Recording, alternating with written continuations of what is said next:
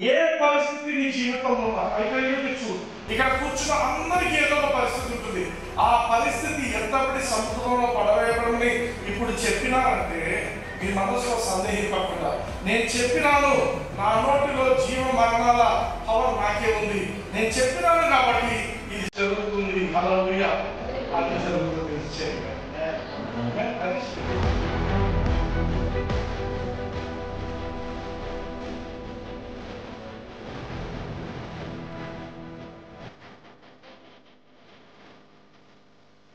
You are victorious in Jesus' name. నువ్వు victorious, నువ్వు జయం పొందినవాడు. ఎందుకు? ఒక రీజన్ ఉంది. నీలో ఉన్నవాడు ఈ లోకంలో ఉన్నవాడు కూడా గొప్పవాడు. హల్లెలూయా.